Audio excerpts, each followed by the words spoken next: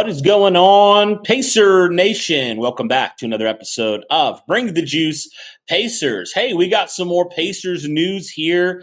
The Indiana Pacers and power forward Obi Toppin agree on a 4-year, $60 million contract. So the Pacers lock in another player long-term, another new addition from last year. They lock him in long-term for the next 4 years.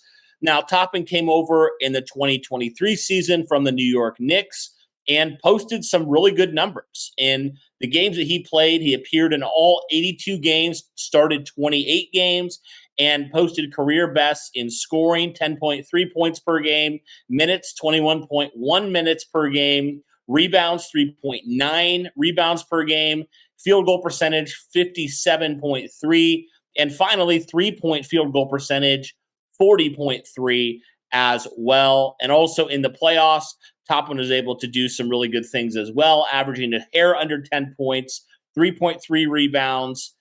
Also, had a big performance against his former team, the Knicks, in game number 2, where he scored 20 points. So definitely a guy for the Indiana Pacers off the bench that provided some really quality minutes for them last year and did some really good things for them as that backup power forward. Now, the Pacers obviously have a couple other guys in there that did some really good things, and obviously we know they have TJ McConnell, who they're looking to extend. They re-signed Pascal Siakam, who is a new addition, and then they have some other young guys, Jarris Walker, Ben Shepherd, and a bunch of other guys as well off the bench. But Obi Toppin was definitely one of the best guys off the bench for Indiana last year. Now they get him at $20 million per year for the next 4 years, and a guy that is only 26 years old in Obi Toppin. So definitely a big addition there for the Indiana Pacers. Last year had some very quality minutes and definitely broke out in his first full season with Indiana last year. So now the Pacers have him locked in.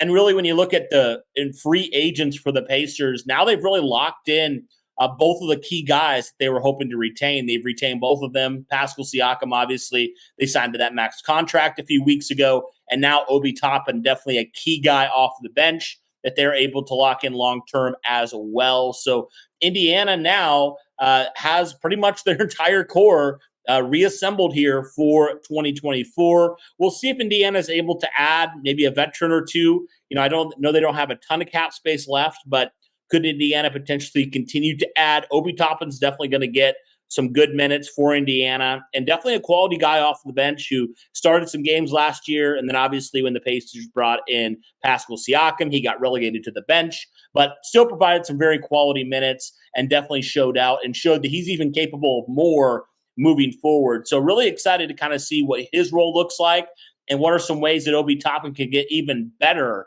moving forward, because he still is a fairly young player. And so very intrigued about that. And obviously the Pacers got a steal when they only traded a second-round pick for him. So he's become a core part of this roster, and the core is really intact long-term, which is definitely a great thing. I guess the only other guy would be TJ McConnell, but Pacers have a lot of young guys that contribute a lot of minutes. And Obi Toppin, well, yes, he's going to be a bench guy right now.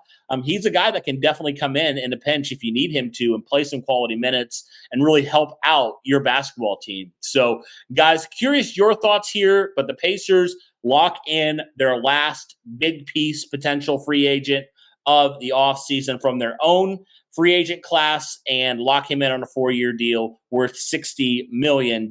So, guys, let me know your thoughts on Obi Toppin and this deal. Do you think it's a good deal for the Indiana Pacers and Obi Toppin?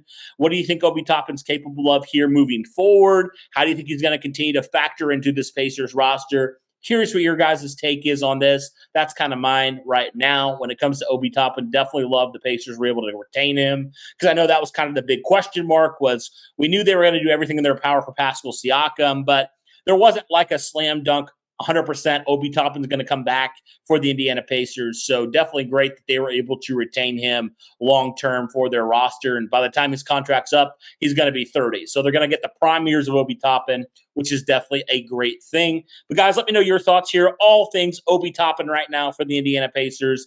And are there any other guys that you want the Pacers to potentially trade for or sign via free agency here very soon? Let me know all those things in the comments. That'll do it for this one, guys. Thanks so much. And as always, go Pacers.